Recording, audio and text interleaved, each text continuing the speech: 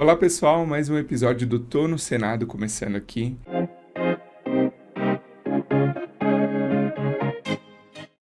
E hoje uma história de família. Pai e mãe concursados que mudaram de vida por meio do concurso público, inspiraram suas filhas. Então a irmã passou num concurso também e a nossa convidada não tinha possibilidade melhor de inspiração do que seus familiares para lograr êxito em um concurso de alto nível. Antes, porém, não deixe de se inscrever aqui no Tô no Senado, que você ajuda muito o nosso trabalho. Se você conhece alguém que está estudando, manda esse vídeo para essa pessoa, que com certeza vai inspirar e motivar ainda mais. Esse vídeo conta com o apoio do Gran Cursos, que é a EdTech que mais aprova concurseiras e concurseiros pelo Brasil. Se você quiser, eu vou deixar o link com desconto aqui do Tô no Senado para você adquirir seus materiais. Agora eu vou apresentar a nossa convidada de hoje, que é a Sofia Borges, aprovada para analista processo legislativo no Senado Federal. Bem-vinda, Sofia. Muito obrigada, Sérgio. É um prazer estar aqui. Quero muito agradecer pelo convite. Quando eu estudava para concurso público, eu sempre via, esses depoimentos. Então, estar aqui hoje do outro lado é muito gratificante. Eu espero conseguir inspirar outras pessoas, que estão nesse caminho. E é esse o objetivo, Sofia, a gente multiplicar, essas informações tão valiosas de como foi a nossa trajetória, o que deu certo, o que deu errado. Então, eu agradeço você estar aqui, dedicando seu tempo para contribuir com muitos, milhares de concurseiros que vão assistir esse vídeo. Começa contando, então, para a galera como é que foi esse início teu no mundo dos concursos. Eu já dei o spoiler no início do programa falando que teve uma inspiração super na sua família, Seus pais, sua irmã. Como que foi para você, assim? Acho que foi uma escolha natural, Mas como que foram os primeiros passos? Decidi que eu vou estudar também. E aí você tomou quais atitudes, assim, em termos de buscar materiais, outras informações? Como você falou, a minha mãe, ela é servidora do próprio Senado. E a minha irmã, ela passou muito nova também no concurso de 2012 para o concurso da Câmara dos Deputados. Então, assim, desde pequena, o concurso público, ele tá na minha vida. E eu moro em Brasília, desde os 3 anos de idade, então eu cresci também aqui, que a cultura do concurso público é muito forte. E ao contrário da maioria dos brasileiros, porque tem muito brasileiro que tem uma resistência com o concurso público por morar aqui, como se fosse o único caminho para o sucesso, para ser bem sucedido. Eu não, eu sempre vi com bons olhos, porque eu sei que o concurso público foi o que tirou a minha família, assim, da situação de muita humildade que eles viviam. Então, minha mãe e meu pai, eles eram muito humildes, eles vinham de famílias humildes, e por meio do concurso público, eles mudaram de vida. Então, eu sempre vi o concurso público com esse olhar de que você pode transformar a sua vida por meio dele. Então, eu sempre tive muita vontade de fazer concurso público, eu sempre tive muito certo para mim que eu seria servidora pública em algum momento da minha vida. Mas eu, me formei no ensino médio e entrei na faculdade, ainda não tinha começado os estudos. Quando eu estava no último semestre da faculdade, que eu falei, porque tinha aquele, o que cada um vai fazer quando se formar, eu vou entrar no mercado de trabalho, vou na iniciativa privada. Eu já tinha muito certo na minha cabeça que eu ia me formar e sentar na cadeira e estudar. E seria isso, eu iria abrir mão de muitas coisas para começar a estudar para o concurso público. E assim que aconteceu, foi em 2022, eu me formei no final de 2021, no início de 2022 eu comecei a estudar. Aí eu fiz uma pré-seleção de quais concursos estavam previstos, e aí eu vi que o Senado estava previsto. Aí eu falei, então é agora.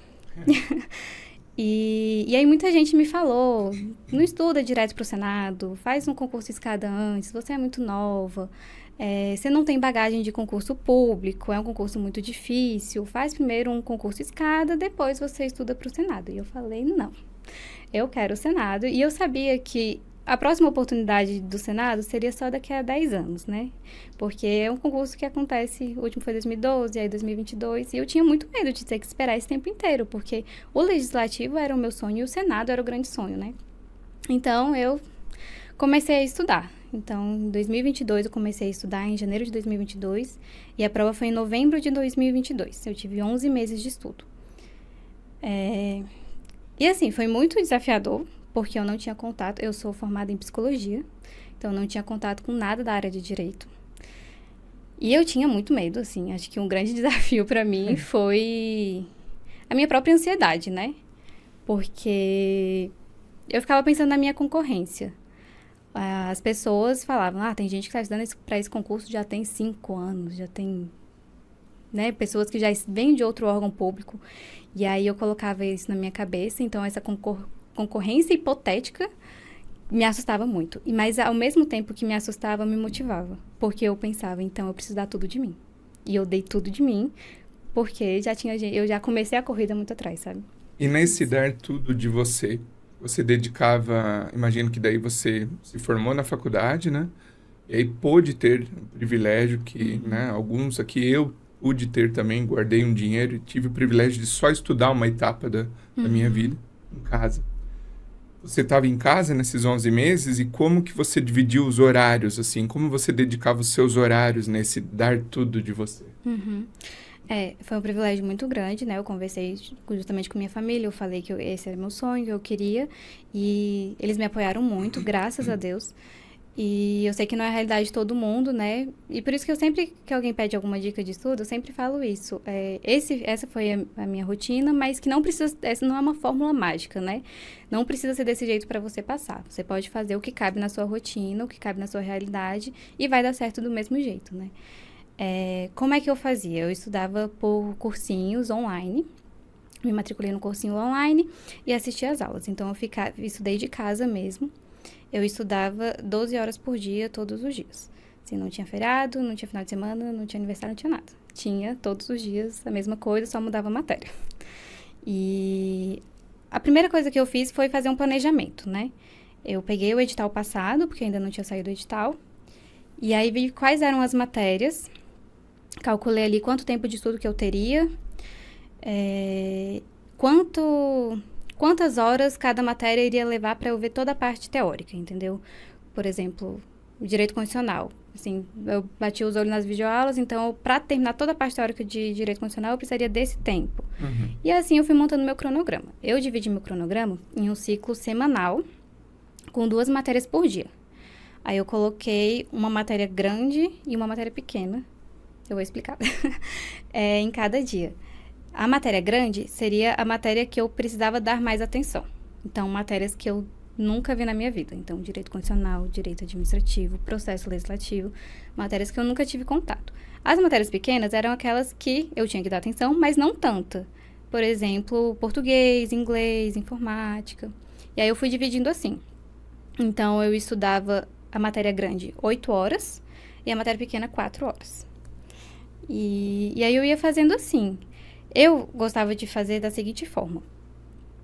Eu via a parte teórica toda. Aí depende de como a pessoa gosta de estudar. Se é por videoaula, se for por PDF, eu não entro nessa briga. Eu acho que o que couber é melhor para a pessoa. Eu gostava de videoaula. Então, eu assistia a videoaula, a parte teórica inteira do conteúdo específico.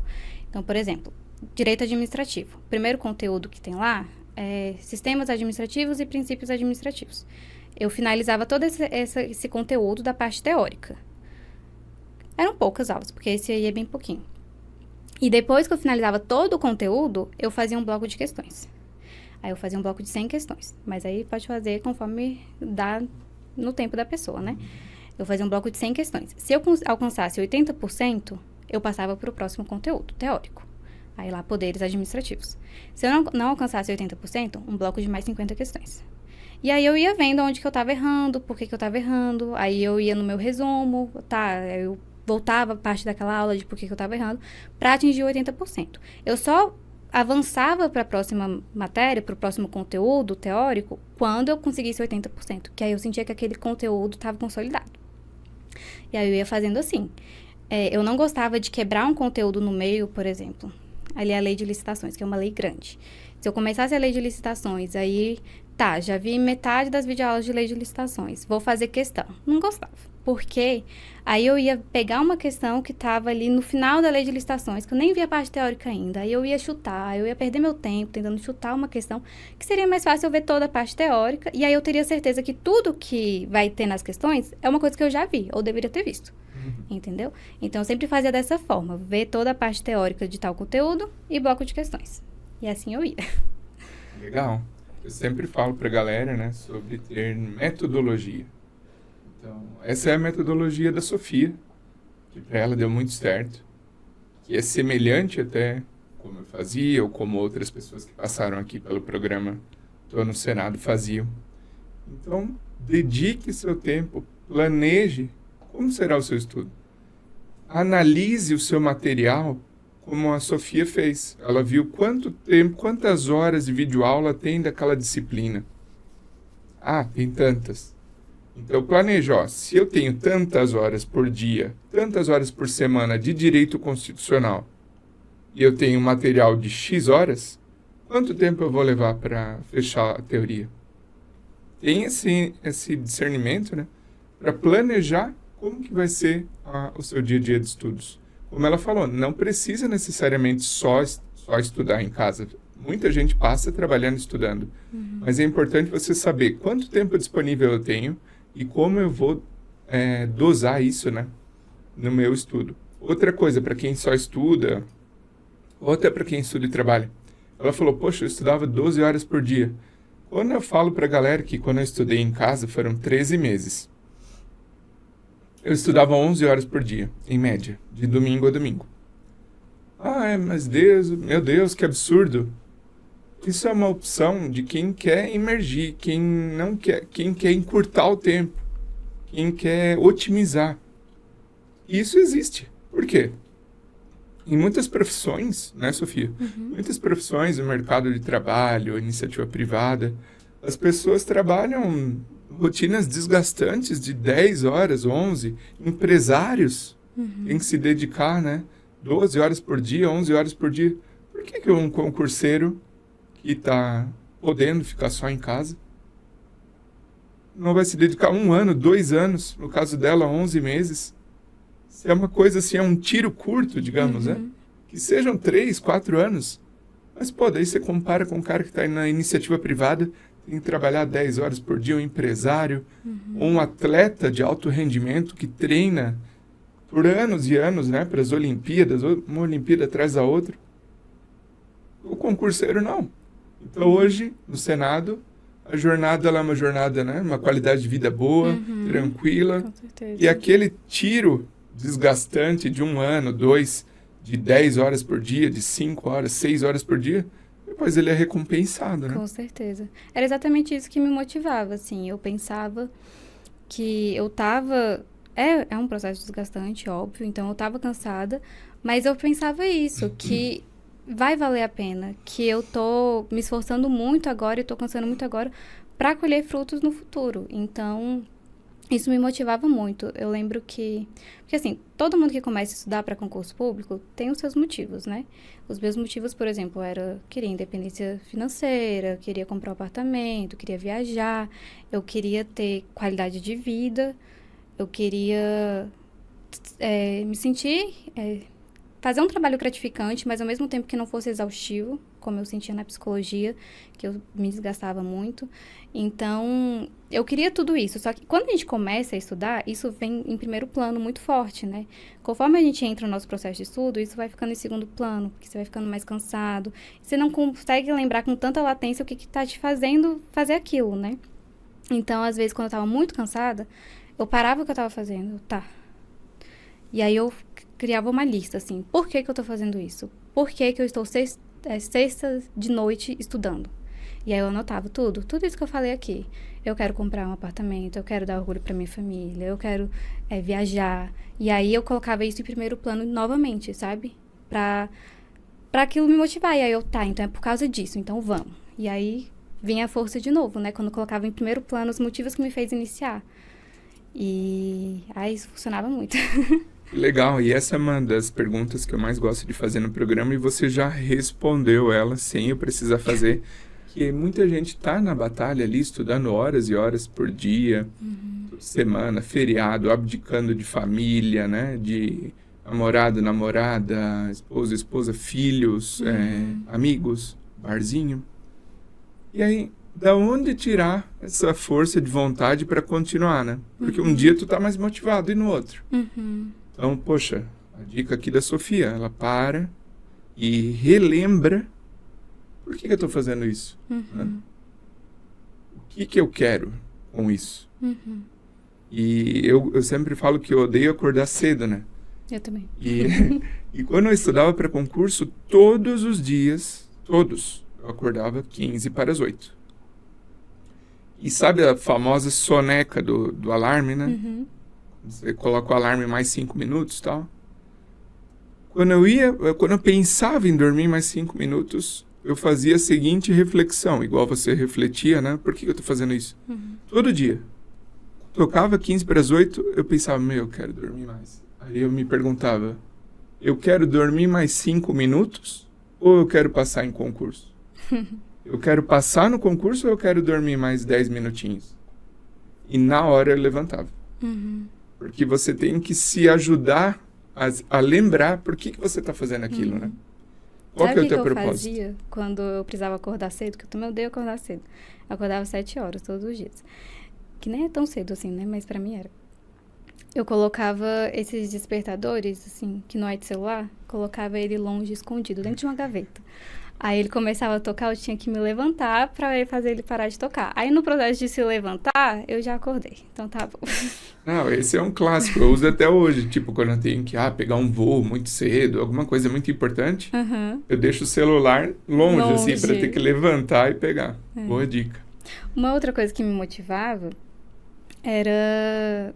Porque assim, quando a gente inicia os estudos, a gente tá numa rotina específica, assim. Por exemplo, uma vida social movimentada, aí tem muita rede social, fica no Instagram, né? Era essa rotina. Quando você entra na rotina de estudos mesmo, é uma rotina completamente diferente. Então, essa transição, ela é muito difícil. Foi muito difícil.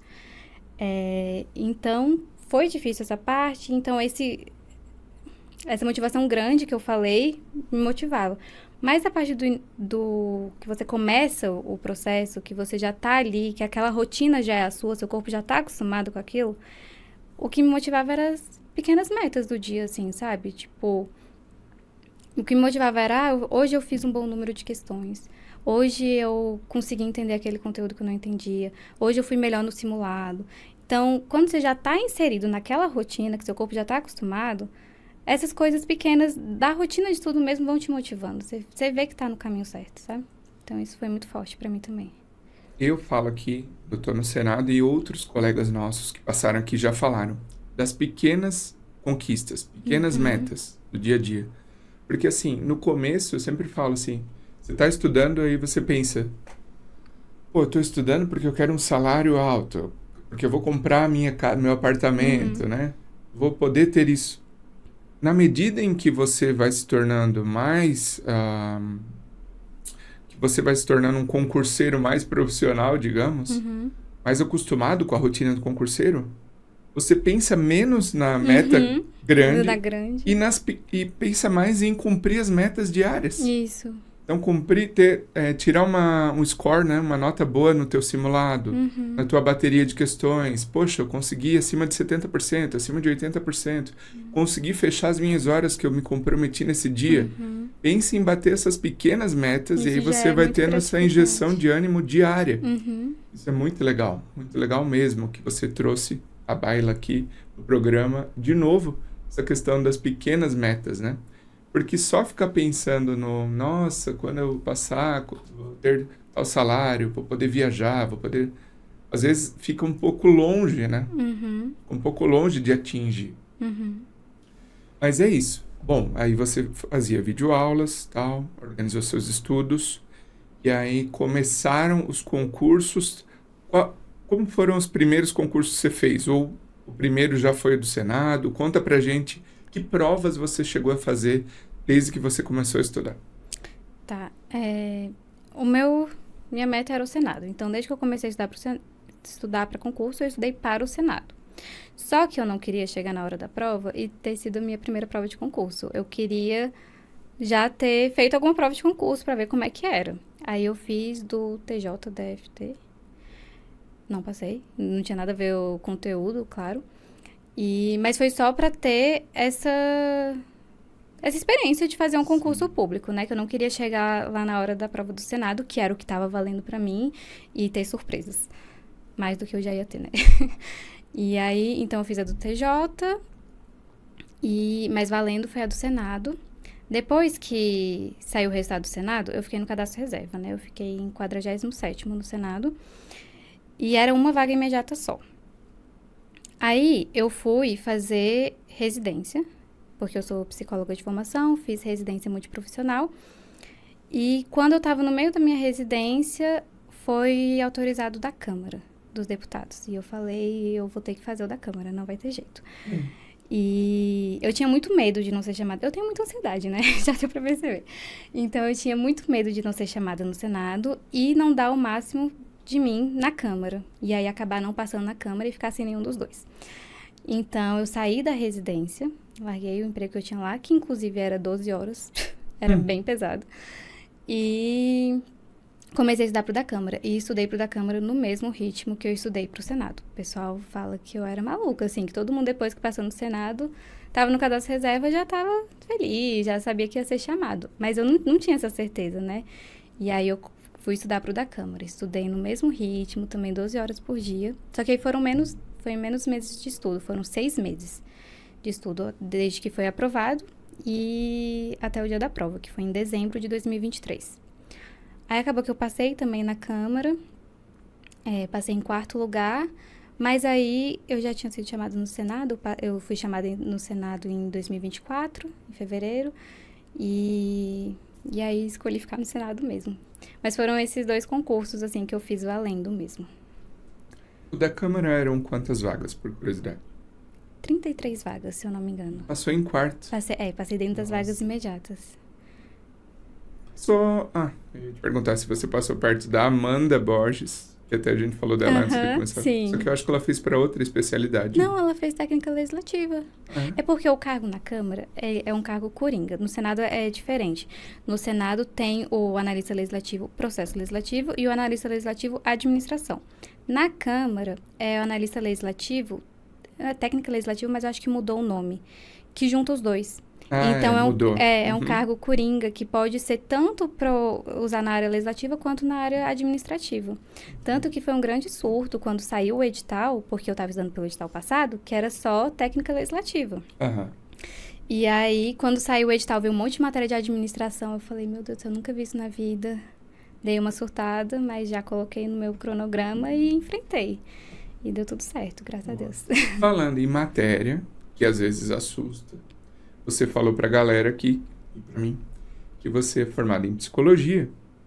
E aí você começou os estudos para concurso. Muita gente aqui, uma galera que passou comigo para analista ADM do Senado no penúltimo concurso. Eu não gosto de falar o ano porque entrega muito a minha idade. Cadê? Uma galera, tipo, uma era odontóloga, minha amiga Carla. Outro era formado em, não sei o que, ciências militares. Outro era músico. Então, quando essa galera que está nos assistindo é de uma outra formação, é psicólogo, é comunicador, jornalista, vai estudar para um cargo de processo legislativo. Para você, qual foi a matéria que mais pesou, né? Que você mais tinha dificuldade e como você fez para superar essa dificuldade? Eu acho que todas as matérias que envolviam direito, eu tinha muita dificuldade, assim. Parecia que eles estavam falando outra língua, eu não entendia nada. Inclusive, eu fazia muitas perguntas, eu fazia as videoaulas, aí eu tinha 50 mil questões na minha cabeça com a videoaula e eu mandava lá no pode falar? Mandava lá no cursinho. Pode. Se é o GRAM. É o GRAM. Aí eu mandava lá no GRAM as perguntas. E coisas tão bestas. Aí depois, quando eu já tinha passado, eu fui ver no fórum de dúvidas, minhas perguntas, assim, gente, que besteira, meu Deus, perguntando o que é caput, sabe? Umas coisas muito bestas. Viu, então... galera, sem preconceito, eu sempre falo, quando eu comecei a estudar, eu não sabia nem o que era ministro de Estado. O que é um ministro de Estado? Eu não sabia. Eu não entendia a repartição de poderes, assim, direito, não entendia nada. Às vezes a gente não entende isso, mas é até bom para um cidadão aprender isso. E aí a gente começa a aprender, daqui a pouco a gente já tá fera, né? Sim, e é muito isso. Eu acho que muita gente desiste no início. Porque o início é muito difícil. É muito difícil. Você não entende nada, estão falando grego, você já sai de uma rotina que é totalmente diferente. Então, é muito difícil. Mas se você passa pelo início, as coisas vão andando. Sério. É muito... O meio e o final é muito tranquilo, assim, porque você já tem uma bagagem, já está estudando, você já entendeu muita coisa. É difícil só entender o início, mas depois você já pega o jeito. Eu acho que foi isso pra mim. Então, galera, a Sofia acabou falando aqui que ela estudava por meio de materiais também, né? Ou somente, ou também do GRAM. E quando a gente fala aqui que o GRAM apoia o nosso canal e é a EdTech que mais aprova concurseiros e concurseiras pelo país, é realmente porque eles são comprometidos com o sucesso do concurseiro. Tem o link aqui na descrição desse vídeo e lá você pode filtrar por disciplinas. No caso da Sofia, pô, as disciplinas que ela tinha mais dificuldade, direito. Professores de direito, feras, lendas no mundo dos concursos públicos estão no hall de professores do GRAM. E aí você acessa lá, coloca a disciplina. Às vezes, por disciplina, tem mais de um professor. Você pode se adaptar com a didática de um, ou mais com outro, ok? Pode filtrar pelo seu concurso dos sonhos. Poxa, o do Senado já passou, mas vai ter o da CLDF, da Câmara Legislativa. Vai ter o da Polícia Federal, vai ter o outro concurso do TCU, do Tribunal de Contas do meu estado. Então, é o que eu falo aqui no programa. Para passar no concurso, não tem receita de bolo, mas 3 pilares você tem que ter. A força de vontade, é o querer, né? Querer mesmo aquilo. Você tem que ter direcionamento, alguém da sua família, no caso da Sofia, ou amigos, ou tô no Senado, para te orientar. Ó, é assim que é a rotina de um concurseiro, tem isso, aquilo. E o terceiro é bons materiais. E para bons materiais, o GRAM pode nos ajudar muito. Você estava falando então que você fez o concurso do TJ para pegar ritmo de prova, uma atmosfera de concurso público, sentir como é que é, né? Teve mais algum no caminho? Aí você falou que fez o da Câmara depois, né? Do Senado. Então, no total, essas 3 provas só? 3 provas, foi. Feliz no Simples. No Simples a gente ri aqui, né? Porque 11 meses até o Senado, 11 meses estudando 12 horas por dia. Não, é fácil. Você fala assim, ah, que legal. Mas quanta gente quer pagar esse preço, né? É muito o que eu falo quando o pessoal fala, nossa, 12 horas por dia é muita coisa, como é que você conseguia? Meu Deus do céu. Cara, se eu coloco na balança, assim, da minha vida, olha o custo-benefício, sabe? Foram 11 meses da minha vida que eu dediquei a estudar para eu ficar pro resto da minha vida, sabe? Num concurso bom, com um salário bom, com uma coisa que eu me identifico, com qualidade de vida, sabe? Quando você coloca na balança, vale muito a pena. Não adianta. Vale a pena cada minuto, né? E às vezes, aproveitando aqui, a gente falou muito sobre motivação, né? Ela trouxe dicas de motivação bem legais, tanto de macro e micro motivação, assim. Na rotina do concurseiro, nesses 11 meses, queria até que você falasse da sua experiência. Na minha experiência, poxa, às vezes, ontem mesmo a gente... Foi dia 2 de maio.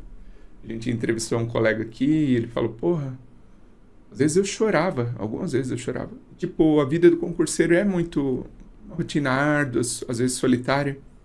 Então eu tinha crise de choro, às vezes eu achava que eu nunca ia ter meu nome numa lista de aprovados, porque era muito inalcançável. No teu caso, não tinha, eu acho que esse problema, porque você via na sua casa, sua irmã, seus pais, eles conseguiram. Para mim era mais difícil ainda, porque eu não tinha gente próxima assim, tão próxima. Nesses momentos de desespero, e aí a gente, de novo, busca relembrar por que a gente estava fazendo aquilo, né? Agora, depois que a gente passa, né, Sofia? Você olha para trás, pô, aquele dia que eu perdi tal aniversário, perdi tal convívio de família, que eu estava desesperado, que eu tava achando que, meu Deus, meus amigos viajando e eu estudando num dia de sol. Você olha para trás e fala, valeu cada minuto. Cada minuto. Porque isso aqui ninguém vai tirar de mim, né? Eu lembro que quando eu tava estudando, eu via que meus amigos, por exemplo, que se formaram comigo, todos no mercado de trabalho, aí tava atendendo, aí entrou em empresa tal. E eu sentia que minha vida tava no pause, assim. E isso era uma coisa que eu chorava muito, muito, muito, muito. Porque eu tinha esse sentimento que todo mundo tava avançando na vida e eu tava parada. Só que a gente não tá parado, a gente tá fazendo uma coisa que vai fazer a gente avançar 20 casas pra frente depois, sabe? Então, eu acho que esse sentimento de que tá parado, que não tá fazendo nada, não entra isso na cabeça, porque a gente tá fazendo uma coisa que a gente vai colher os frutos lá na frente e vai valer cada minuto, cada minuto. Não, e ainda mais para quem tá... Eu comecei a estudar e trabalhava. Depois eu saí do trabalho e só estudei, 13 meses. Ainda mais para quem só tá estudando, tem até o preconceito, né? Da família, Você só estuda. dos amigos. Você é o desempregado, né? É o que não tá no mercado de trabalho, não tá buscando, assim, uma posição, tá? Enfim, tem até memes, assim, né? Na internet. Porque daí, quando você passa, vira chavinha. Daí tu é o ídolo e quer ser copiado, né? Por que você não é que nem sua prima, que se passou no Senado? Exatamente. É isso. Mas quando eu tava só parada estudando, eu era a desempregada, né? Sim. E a prova do Senado? Como você tinha muito, né? Era um foco muito grande para você. Poxa, eu estudava focando no Senado. Eu também, na época. Sua mãe, você falou aqui no programa que é do Senado. Então, assim, teve um peso a mais para quem está assistindo e fala, pô, meu sonho é o TCU. Eu vou para a prova do TCU. Quando você tem muita carga emocional naquela prova, como lidar com esse peso? Como que foi para você o dia da prova do Senado? É muito engraçado, porque antes da prova, assim, uma semana antes da prova, eu tava uma pilha de nervos, assim. Se alguém me tocasse, eu chorava. Eu tava muito nervosa, porque é exatamente isso. Eu sentia que se eu não passasse no Senado, minha vida ia acabar. Porque tá todo mundo me apoiando, porque eu fiquei 11 meses estudando. E aí, se eu falhasse, eu ia ser uma fracassada na vida. Então, eu tinha muito esse medo. Na hora da prova, que me entregaram a prova, tudo sumiu. Eu fiquei tão imersa na prova que eu não conseguia pensar em nada. E eu acho que isso é...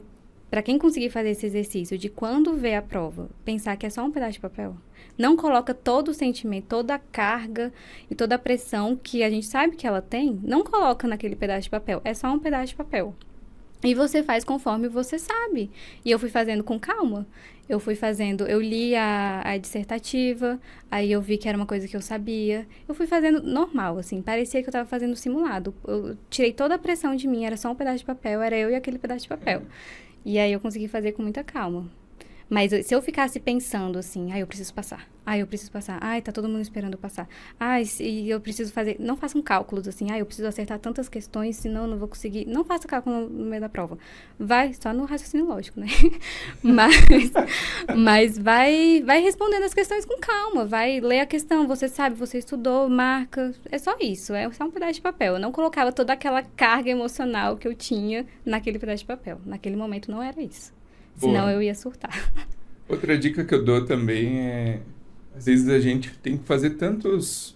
Ainda que haja plataformas de questões, como, por exemplo, o GRAN tem a plataforma de questões, tem outras no mercado também.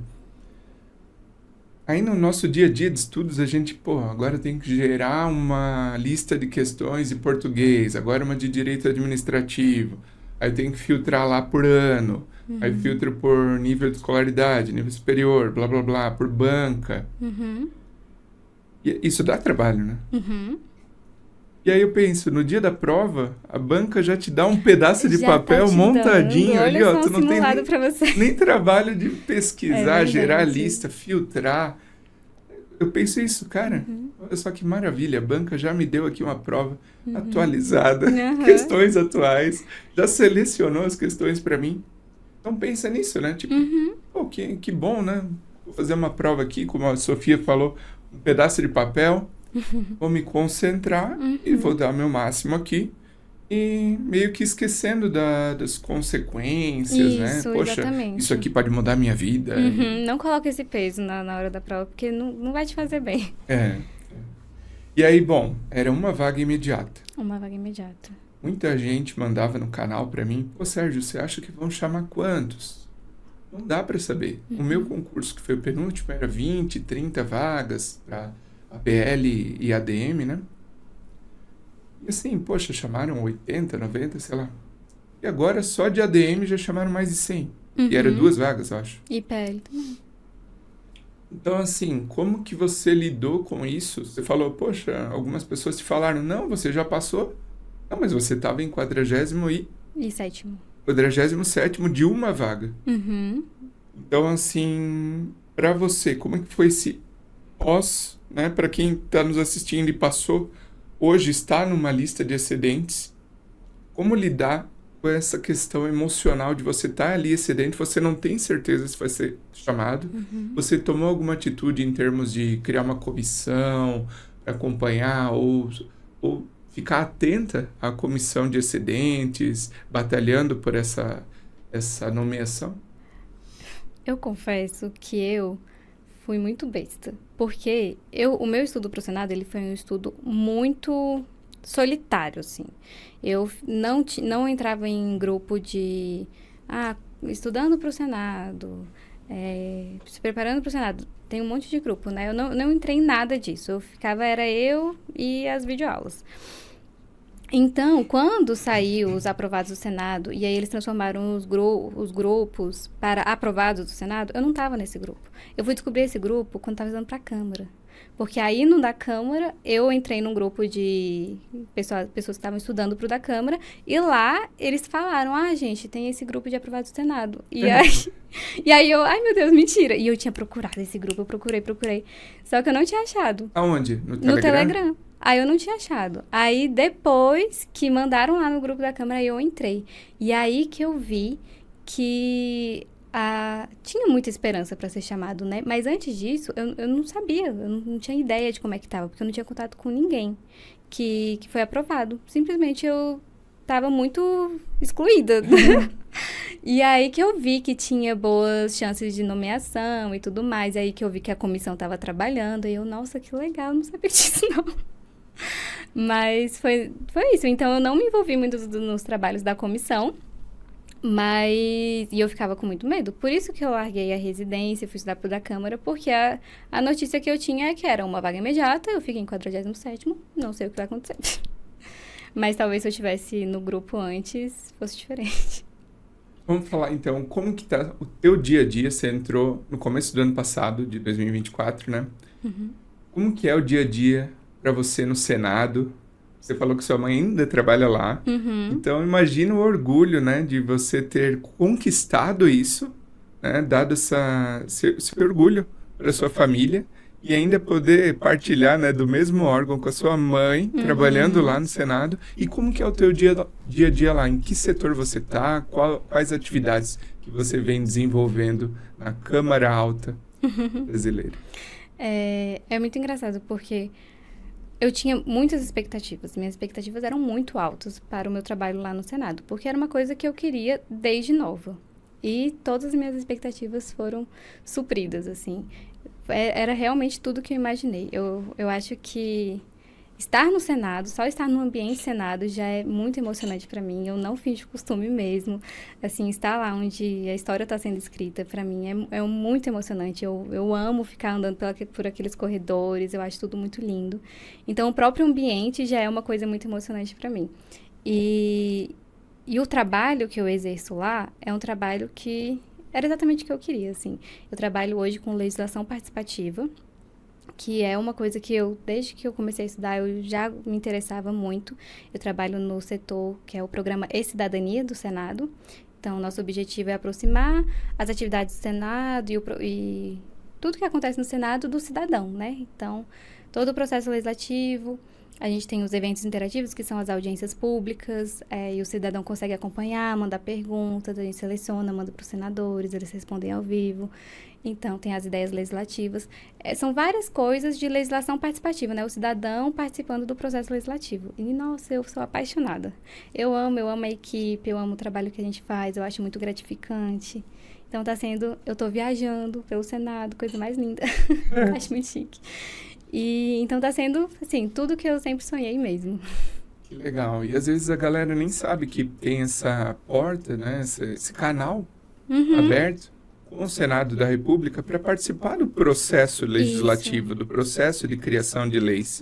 E o E-Cidadania, que é o seu setor, faz isso, né? Exatamente. Então fica o convite aí para a galera participar por meio do site do Senado Federal, das propostas de lei, tem lá como você mandar suas perguntas nas audiências, tem como você votar, né? O que você acha dessa proposta aqui? A consulta pública. Consulta pública, isso é muito bacana. Que legal que você está feliz no seu trabalho. Geralmente, as pessoas que eu conheço no Senado têm, né, essa alegria de trabalhar lá, qualidade de vida. Se não está feliz no setor, tem uma mobilidade bacana entre os setores. E o serviço público é assim, em geral, né? Em órgãos assim bacanas da administração, você tem qualidade de vida para ser feliz no seu dia a dia de trabalho. Eu queria, Sofia, já agradecendo a tua participação, que você deixasse um recado final para o concurseiro, para a concurseira que está nos assistindo agora, para que dê um fôlego a mais na rotina dessa pessoa e que continue firme até a aprovação do concurso que ela almeja. Posso olhar para cá? Pode falar aqui para eu acho que é importante vocês darem o melhor de si, dar tudo o que você pode, assim, o que cabe na sua realidade, mas tudo que você puder. E confia no processo, porque se você realmente der tudo de si, é só uma questão de tempo mesmo, que a aprovação vem. E eu acho que esse negócio de confiar no processo, que é uma coisa que a gente escuta muito, tem a ver também em entender que é um processo difícil, que é um processo exaustivo, e que você vai ter sentimentos ruins, e que você vai ficar cansado, e que você vai sofrer, mas você encarar isso de frente, né? Porque se a pessoa entra com a cabeça, vai estudar para concurso público, ainda mais concurso público de alto nível, né? E achar que vai ser um mar de rosas, a pessoa não vai, a pessoa vai desistir. Então, você tem que entender que é um processo desgastante, que é um processo difícil, e aumentar a sua tolerância para o desconforto, porque vai ser desconfortável. E aí, a partir disso, você encara isso de frente e vai valer a pena. Acho que é legal. isso. Muito legal. Muito obrigado, Sofia, pela Eu que participação agradeço aqui no pelo Tô no convite. Senado. Muito obrigada, Sérgio. Tchau, tchau. E obrigado a você também, que nos prestigiou com a sua audiência aqui em mais um episódio do Tô no Senado. Se você gostou, não deixa de curtir esse vídeo. Manda para aquela pessoa que você sabe que vai precisar ouvir esse depoimento aqui da Sofia. Manda para aquela pessoa que você sabe que está estudando, familiar, ou para quem você quer que mude de vida por meio do concurso público. E não esquecendo que esse vídeo e esse canal tem o apoio do Gran Cursos. O Gran Curso é uma edtech cuja missão é mudar a vida das pessoas por meio da tecnologia e da educação. E se você quer mudar de vida, você já sabe o que fazer. Eu vou deixar o link aqui na descrição do vídeo e você pode buscar os seus materiais para o início ou para a continuidade dos seus estudos com o Gran, em parceria com o Tô no Senado. A gente se vê na próxima, pessoal. Um abraço.